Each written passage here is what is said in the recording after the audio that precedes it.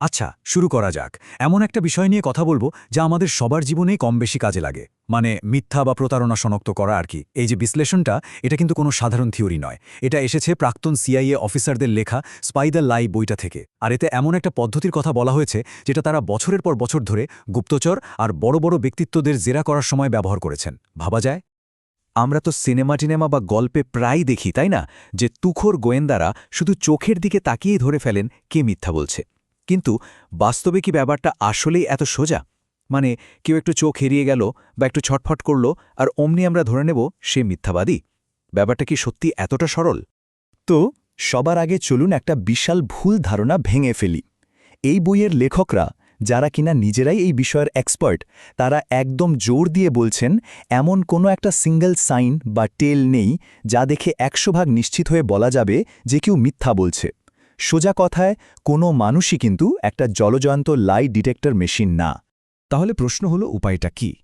এখানেই আসছে সিআইএর প্রাক্তন পলিগ্রাফ এক্সপার্টদের তৈরি করা একটা নির্দিষ্ট মডেল। আর শুনুন, তাদের দাবিটাও কিন্তু বেশ বড়সড়। তারা বলছেন তাদের এই পদ্ধতিটা নাকি একটা পলিগ্রাফ মেশিনের মতোই কার্যকর, এমনকি কিছু কিছু ক্ষেত্রে নাকি তার থেকেও বেশি। চলুন তো দেখা যাক কি আছে এই মডেলে। দেখুন, এই মডেলটা কিন্তু কোনো হেলাফেলার জিনিস না, বা কোনো সাধারণ সাইকোলজিক্যাল থিওরিও নয়। এটা তৈরি করেছেন ফিলিপ হিউস্টন আর তার সহকর্মীরা। এরা কারা? এরা হলেন সেই লোক যারা সিআইএতে হাজার হাজার ইন্টারোগেশন করেছেন। মানে তাদের পুরো অভিজ্ঞতা আর গবেষণার নির্যাস দিয়েই এই মডেলটা তৈরি। আর সবচেয়ে বড় কথা, এটা কোনো মেশিনের সাহায্য ছাড়াই কাজ করে।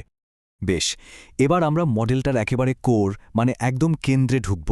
এর ভিত্তিটাই এমন একটা নীতির ওপর দাঁড়িয়ে আছে যা শুনলে প্রথমে একটু কেমন যেন অদ্ভুত লাগতে পারে, কারণ এটা আমাদের সাধারণ চিন্তাভাবনার একদম উল্টো। তো এই যে কৌশলগত নীতি, এটা আসলে কি? এটা হলো সেই মূল মন্ত্রটা যার উপর পুরো সিস্টেমটা দাঁড়িয়ে আছে। আর এক্ষেত্রে নীতিটা হলো আমাদের দেখার ভঙ্গিটাকেই পুরোপুরি বদলে ফেলা। মানে সত্য খোঁজার বদলে ফোকাসটা একদম অন্য একটা দিকে নিয়ে যাওয়া। আর এইটাই হলো সেই চমকে দেওয়ার মতো নীতিটা। ভাবুন একবার, মিথ্যা ধরতে হলে সত্য আচরণকে নাকি ইগনোর করতে হবে। হ্যাঁ, ঠিকই শুনছেন। এর কারণটা খুব ইন্টারেস্টিং। দেখুন, একজন মিথ্যাবাদীও তো বেশিরভাগ সময় সত্য আচরণই করে, তাই না? সে সত্যি কথা বলে, স্বাভাবিক হাবভাব দেখায়। এখন আমরা যদি এই সত্য আচরণগুলোর দিকেই মনোযোগ দিই, তাহলে মিথ্যার যে সূক্ষ্ম লক্ষণগুলো, সেগুলো চোখ এড়িয়ে যাবে। তাই লেখকদের পরামর্শ হলো শুধু সেই আচরণগুলোই খুঁজুন যা প্রতারণার ইঙ্গিত দেয়। বাকি সব কিছু জাস্ট ইগনোর। আচ্ছা, এই মূলনীতিটাকে বাস্তবে কাজে লাগানোর জন্য দুটো খুব সহজ কিন্তু ভীষণ পাওয়ারফুল গাইডলাইন আছে। এই দুটো নিয়মই আমাদের অবজারভেশনকে আরও ধারালো করে তুলবে। চলুন দেখে নিই সেগুলো কি কি। প্রথম গাইডলাইনটা হলো টাইমিং, মানে সময়। ব্যাপারটা হলো, যখন কাউকে একটা কঠিন বা অস্বস্তিকর প্রশ্ন করা হয়, ঠিক তার উত্তর দেওয়ার আগের মুহূর্তটা, ওই সময়টা খুব খুব গুরুত্বপূর্ণ। কারণ মিথ্যে বলার যে একটা মানসিক চাপ, সেটার প্রথম প্রতিক্রিয়াটা সাধারণত ওই সংক্ষিপ্ত সময়ের মধ্যেই বেরিয়ে আসে। আর সেই ক্রুশাল সময়টা ঠিক কতক্ষণ?